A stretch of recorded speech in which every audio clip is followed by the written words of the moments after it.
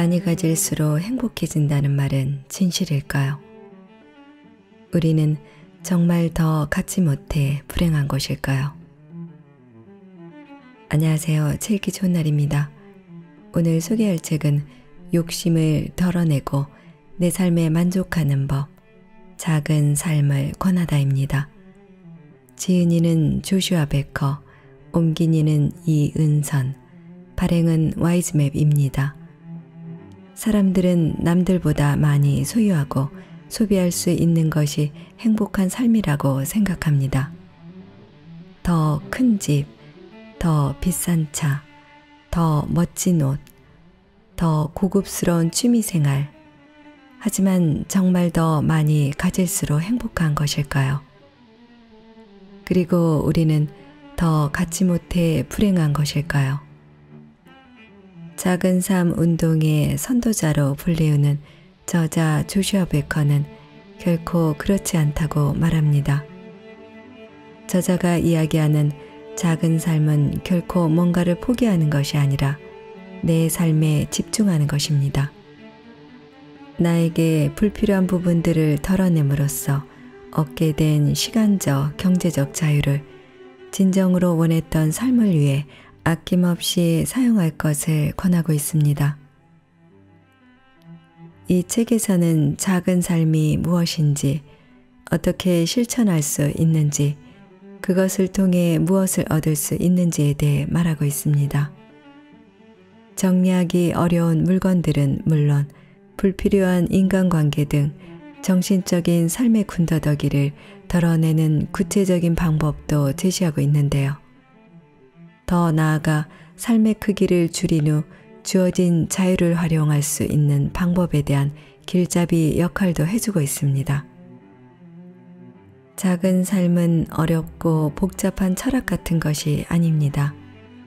나에게 만족하고 내가 진정으로 원하는 것을 찾길 소망하는 모든 이들을 위한 단순한 삶의 방식이고, 누구라도 작은 삶의 여정을 시작할 용기만 낸다면 인생의 가치와 여유를 되찾는 소중한 기회를 만나게 될 것이라고 저자는 말하고 있는데요.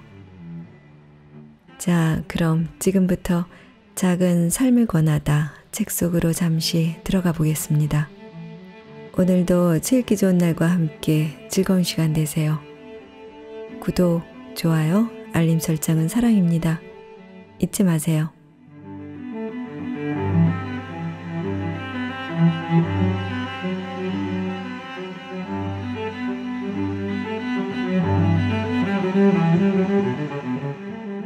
작은 삶의 12가지 혜택.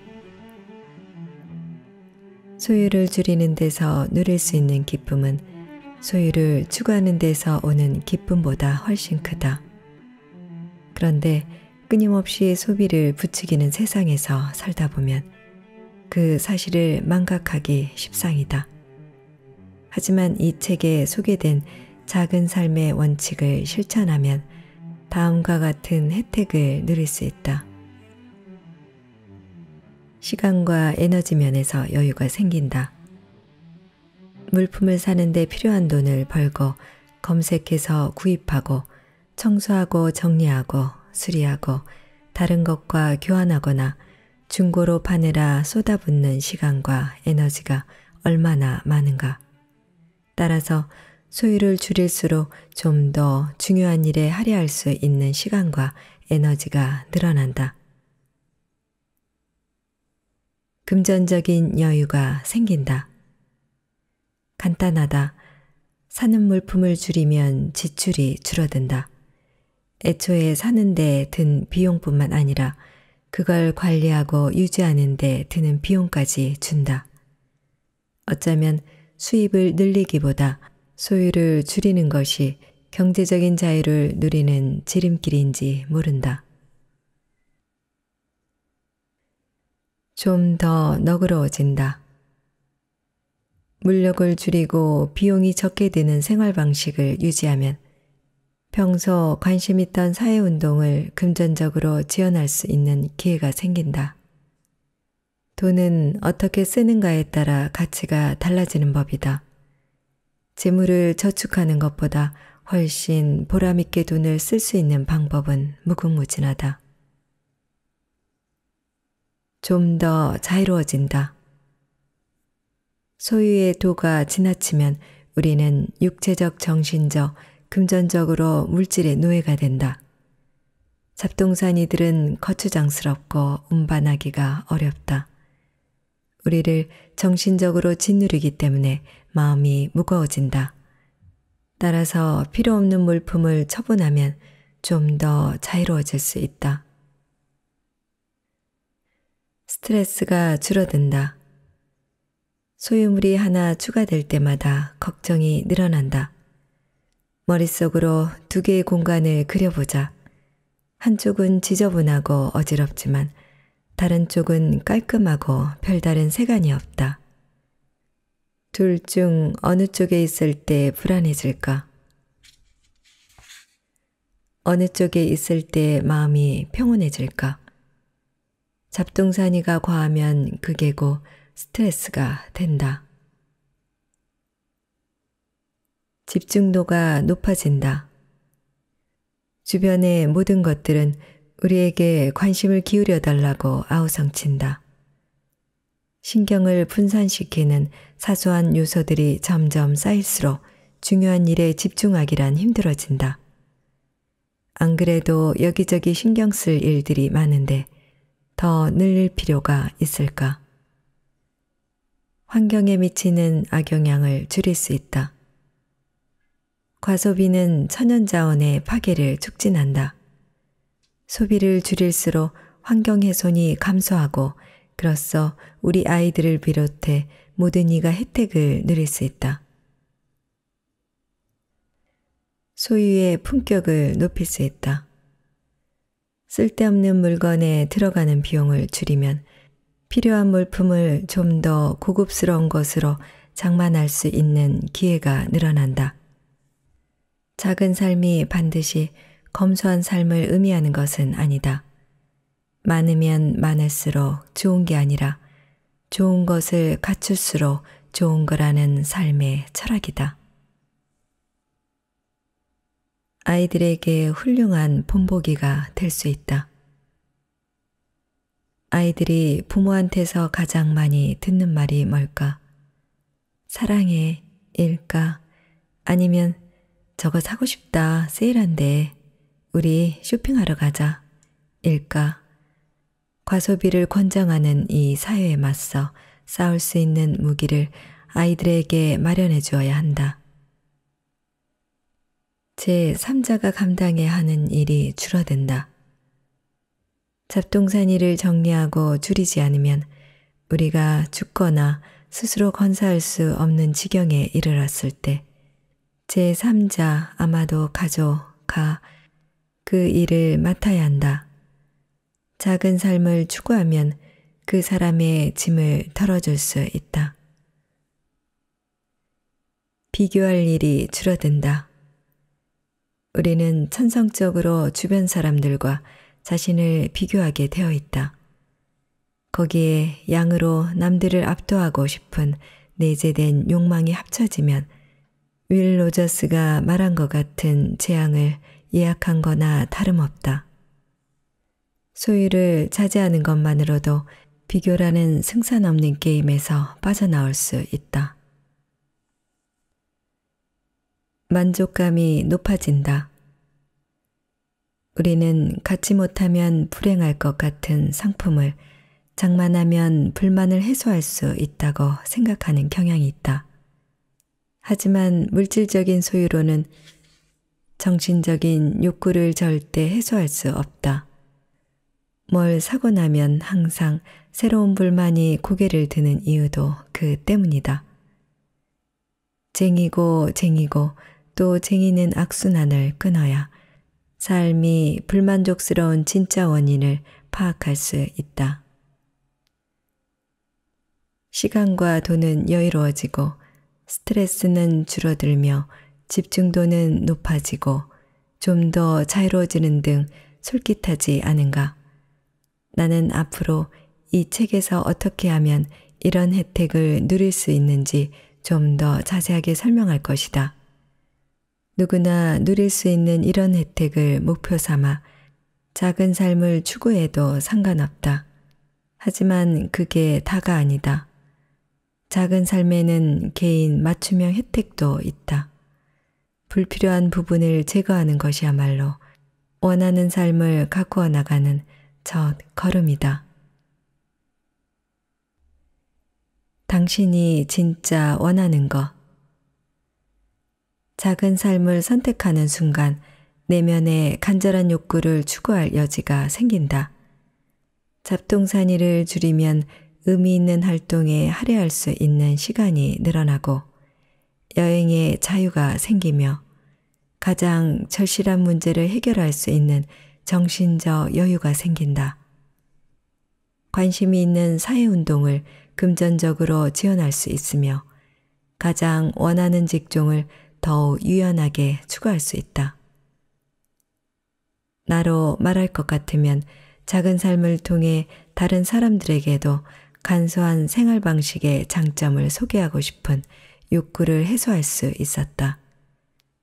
많은 사람들에게 준이 그랬던 것처럼 이웃사촌의 역할을 할 수 있었다. 준을 통해 작은 삶을 알게 되고 그걸 다른 사람들에게 전파할 기회가 생겨서 고마울 따름이다. 내가 작은 삶을 통해 개인적으로 거둔 가장 큰 소득이 있다면 인간관계가 발전했다는 것이다. 무엇보다 직계가족과 친척, 친구들과 보내는 시간이 많아져 좋다. 정기적으로 교회 봉사활동에 참여해 예전에 사역자로 했던 일을 지금은 자원봉사의 입장에서 하고 있기도 하다. 얼마 전에는 이 책의 계약금으로 아내와 함께 호프 이펙트라는 비영리 재단을 설립할 수 있었다.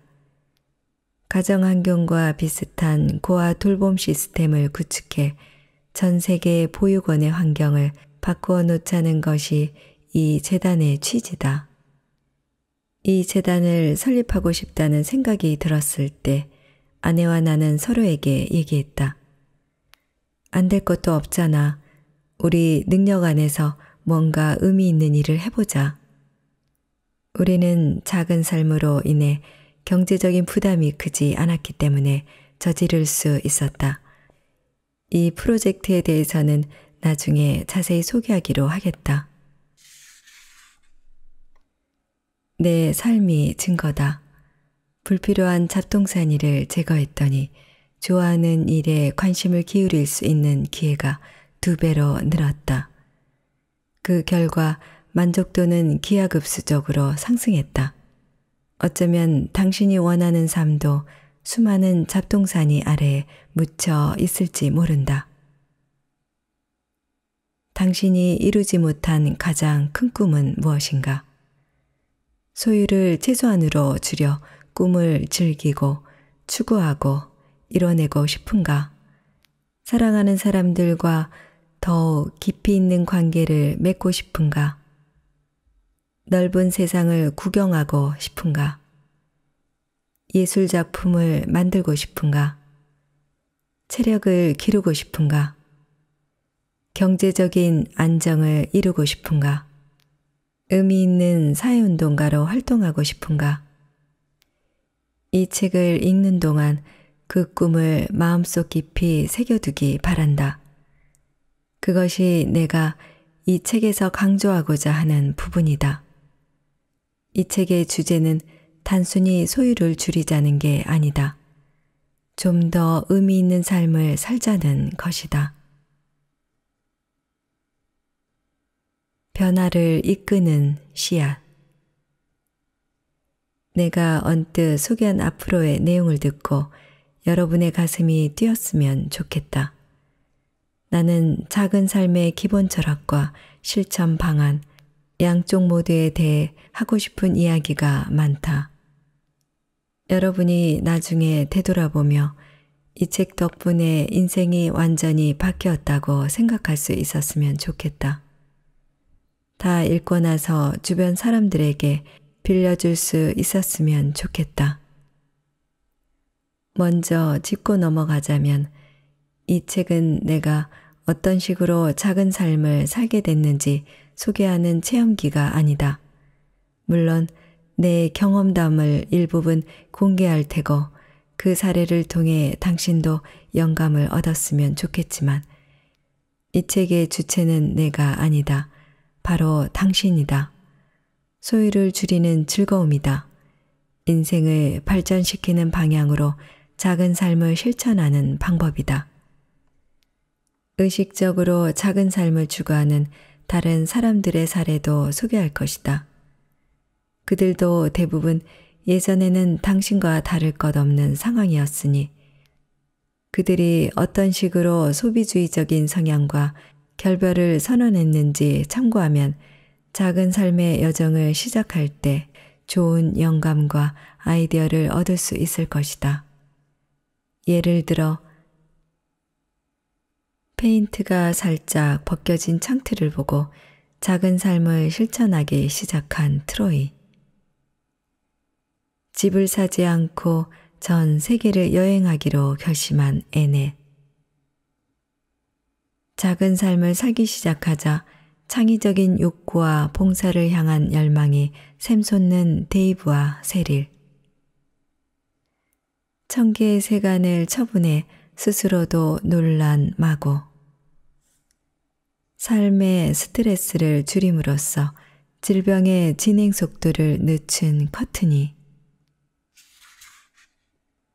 모든 잡동사니를 상자에 담고 필요한 것만 꺼낸 라이언. 1년 동안 새 옷을 사지 않기로 결심한 이후 쇼핑 중독을 끄는 세라. 15살 때 자기만의 작은 삶의 철학을 수립한 제시카.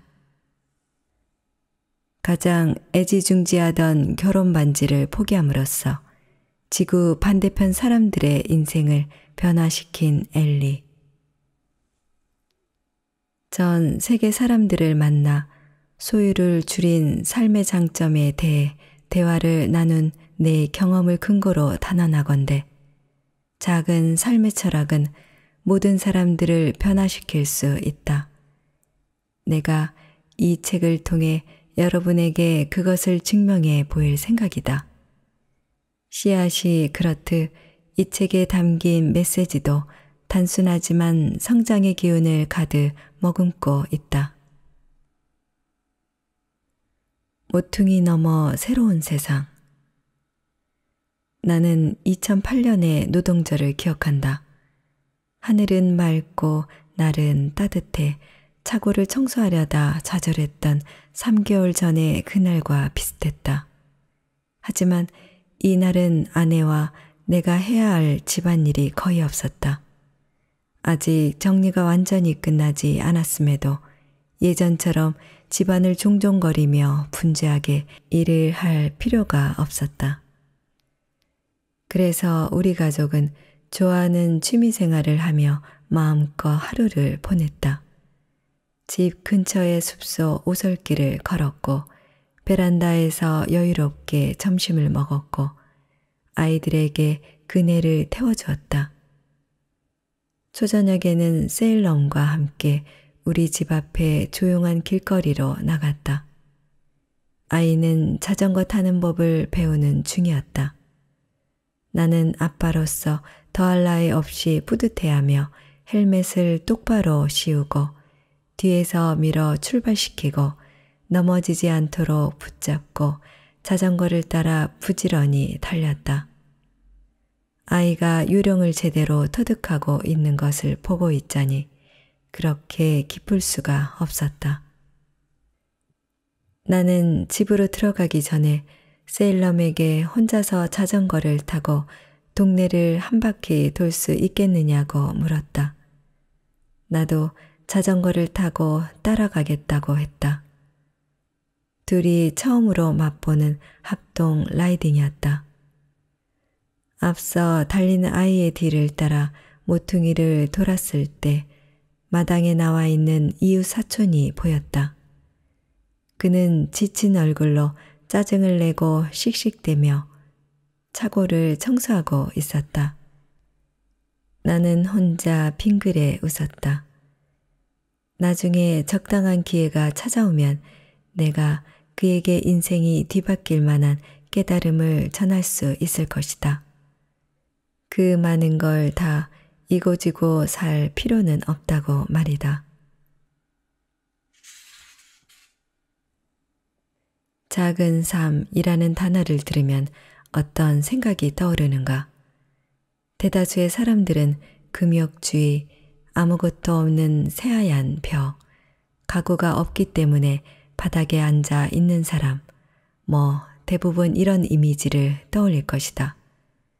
결핍을 위한 결핍 훈련처럼 느껴질 수도 있다. 이 얼마나 재미없고 몸이 건조한가? 누가 그런 삶을 살고 싶을까? 미리 강조하자면 내가 얘기하는 작은 삶은 절대 그런 게 아니다. 나에게 있어 작은 삶은 그와 정반대다. 자유이고 평화이며 즐거움이다. 새로운 가능성을 담을 수 있는 열린 공간이다. 내가 원하는 삶을 살지 못하도록 신경을 분산시키는 요소들을 모두 제거한 정말로 속 시원한 공간이다. 나는 작은 삶, 그 자체보다 가장 바람직한 삶을 살 수 있는 소유의 수준을 찾을 수 있도록 돕는 데 더 관심이 많다. 선진국의 경우 98%의 사람들이 필요한 것 이상의 과도한 짐들을 짊어지고 산다. 그렇기 때문에 우리는 현실적인 측면에서 작은 삶의 기술을 배워야 한다. 이걸 감안했을 때 내가 생각하는 작은 삶의 정의는 다음과 같다. 작은 삶, 우리가 가장 소중하게 여기는 것들을 의도적으로 추구하고 거기에 집중할 수 없게 만드는 것들을 제거하는 삶. 작은 삶의 묘미는 뭔가를 없애는 데 있지 않다. 변화를 통해 누릴 수 있는 혜택 속에 작은 삶의 묘미와 무궁무진한 가능성이 담겨 있다. 트로이 쿱스키는 내 말에 동의할 것이다. 희망의 첫걸음. 트로이가 얘기했다. 내가 요즘 작은 삶을 살게 된 이유는 집 색깔 때문이었어요.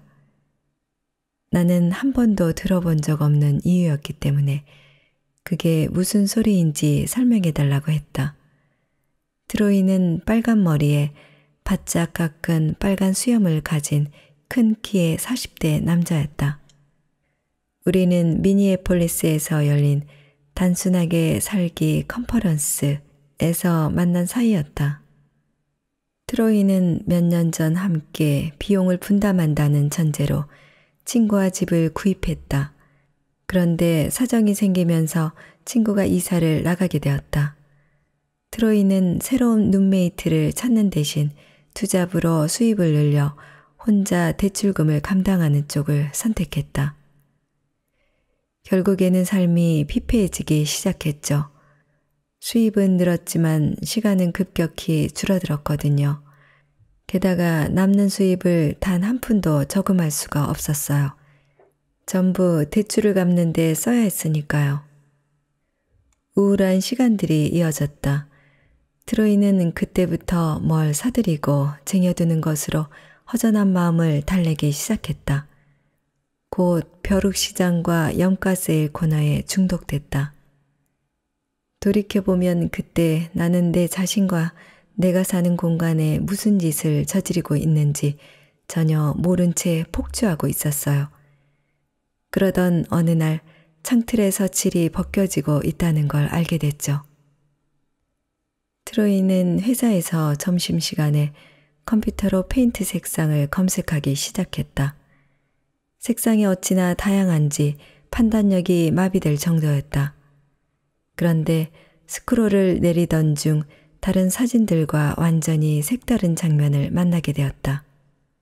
고작 몇 평밖에 안 돼 보이는 초소형 이동식 주택의 사진이었다. 앞마당에는 한가히 노니는 닭들도 보였다.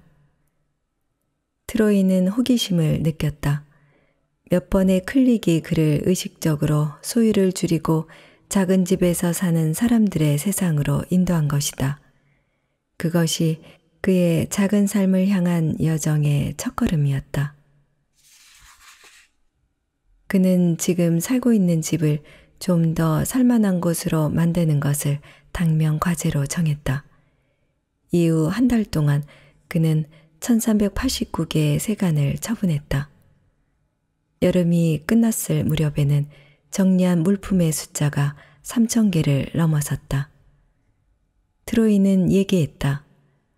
사놓은 걸 처분하기가 쉽지만은 않았지만 그래도 내가 원하는 과정이자 내게 필요한 과정이었죠. 나는 한참 동안 쪼들리며 지냈어요. 그래서 단순하게 살 필요가 있었죠. 빚에서 탈출하고 내 인생을 어지럽히는 잡동사니를 정리할 필요도 있었고요. 하지만 가장 필요했던 건 희망이에요. 지금과 다르게 더 바람직하게 살 수 있다는 희망. 작은 삶이 내게 그런 희망을 선물했어요. 그렇다. 작은 삶의 묘미는 버리는 것이 아니라 이를 통해 누리는 것이다. 우리가 가장 소중하게 여기는 것들을 의도적으로 추구하고 거기에 집중할 수 없게 만드는 것들을 제거하는 것이다. 우리에게 희망을 가득 선물하는 새로운 삶의 방식이다. 사람들의 착각 1. 작은 삶을 위해서는 모든 걸 포기해야 한다. 작은 삶을 선택하면 모든 걸 또는 거의 모든 걸 내다 버려야 하는 것 아니냐고 생각하는 사람들이 있다. 그건 전혀 아니다. 소유를 줄이자는 것일 뿐 결코 무소유를 지향하는 것이 아니다. 우리 집에 손님이 놀러 온다면 처음에는 작은 삶을 추구하는 가족이 사는 집인지 모를 수도 있다. 우리 집 거실에는 4인용 소파, 가족 사진, 러그, 커피 테이블, 텔레비전이 있다. 옷장에는 재킷, 야구 모자, 방한용품이 들어있다. 아이들 방에는 온갖 책과 만들기 용품이 있고 벽장에는 장난감이 들어있다. 우리가 작은 삶을 추구하기는 하지만 그래도 살아 숨쉬고 생활하는 인간이다. 생활을 하려면 소비를 할 수밖에 없다. 때문에 소유물이 있는 것은 당연하다. 다만 넘치게 사서 쌓아놓지 않으려고 열심히 노력할 뿐이다. 나는 가끔 이성적인 작은 삶 아니면 전략적인 작은 삶이라는 표현을 쓴다. 나는 가능한 한 모든 걸 처분하자고 주장하지 않는다. 삶의 목표를 제대로 추구할 수 있도록 불필요한 것들을 처분하면 어떻겠느냐고 권할 따름이다. 나는 정신적인 풍요로움과 사람들과 더불어 사는 삶을 무엇보다 중요하게 생각한다. 내게는 작은 삶이 그걸 충족시키는 수단이다. 작은 삶을 살면 신경을 분산시키는 요소가 사라지기 때문에 삶의 우선순위가 확연해진다. 때문에 내 목적에 부합하지 않는 잡동사니들은 가차없이 처분하고 내가 원하는 삶에 도움이 되는 물건들은 가까이 두고 마음껏 쓸 수 있다. 거기에 전혀 죄책감을 느끼지 않는다. 여러분도 작은 삶의 길을 걷기로 결심했다면 무소유를 고집하는 실수를 저지르지는 않길 바란다. 결코 삶의 목적에 부합하는 물건들까지 처분할 필요는 없다. 사람들의 착각 2. 작은 삶의 핵심은 정리정돈이다. 물론 정리정돈도 중요하다. 하지만 그게 곧 작은 삶은 아니다. 잉여를 해결하지 않은 단순한 정리정돈은 임시방편에 불과하다. 게다가 똑같은 과정을 몇 번이고 반복해야 한다. 나처럼 작은 삶을 살고 있는 친구 커트니 카버는 딱 잘라서 얘기한다. 정리정돈이 효과가 있었다면 진작 잡동사니 문제가 해결되지 않았겠어? 정리정돈은 기본적으로 자리를 바꾸는 것에 불과하다. 오늘은 보관할 공간이 있을지 몰라도 내일이면 당장 새로운 공간을 찾아야 한다. 게다가 세간을 처분하지 않고 정리정돈만 하는 데에는 몇 가지 단점이 있다. 정리정돈은 어느 누구에게도 도움이 되지 않는다. 주변에 잘 활용할 사람이 있는데도 거의 쓰지 않는 물건을 집안에 쟁여두면 어느 누구에게도 득이 되지 않는다. 정리정돈으로 부채를 해결할 수 없다. 정리정돈으로는 과소비라는 근본적인 문제를 해결할 수 없다. 사실 물건을 정리하려면 수납용품을 장만하거나 집을 넓혀 이사를 가야 하기 때문에 출혈이 생기는 경우가 더 많다. 정리정돈으로는 우리의 무력을 잠재울 수 없다. 잡동사니들을 상자나 북박이장에 정리하는 이유는 결국 쌓아놓으려는 집착을 버리지 못하기 때문이다. 따라서 소유에서 행복을 찾으려는 우리의 사회의 분위기를 바로잡는데 아무 도움이 되지 못한다. 정리정돈으로는 우리의 삶을 점검할 수 없다. 잡동사니들을 정리하면 뭐가 있는지 파악할 수 있을지 몰라도 그게 필요한지 따져보게 되지는 않는다. 상자에 쑤셔넣고 뚜껑을 덮으면 또다시 기억 속에서 사라질 뿐이다. 정리정돈으로는 다른 변화를 유발할 수 없다. 정리정돈을 하면 방이 좀 더 깨끗해지기 때문에 잠깐 기분이 좋아질지 몰라도 실질적인 생활 방식은 거의 달라지지 않는다. 여전히 집은 너무 작게, 수입은 너무 적게 느껴지고 하루 24시간이 부족할 것이다. 잡동사니는 정리했을지 몰라도 삶을 정리하는 건 아니기 때문이다. 반면에 집안의 잡동사니를 처분하면 마음가짐이 달라지고 삶이 달라진다. 게다가 정리정돈처럼 계속 반복해야 하는 임시방편이 아니라 영구 해결책이다. 처분한 물건은 영영 볼 일이 없다. 정리정돈이라도 하는 게 아무것도 안 하는 것보다 낫긴 하다. 하지만 물건을 처분하고 작은 삶을 추구하는 편이 훨씬 낫다.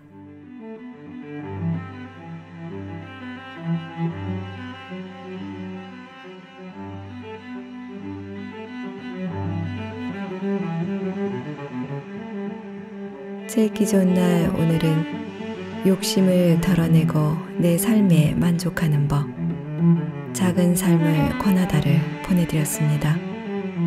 감사합니다.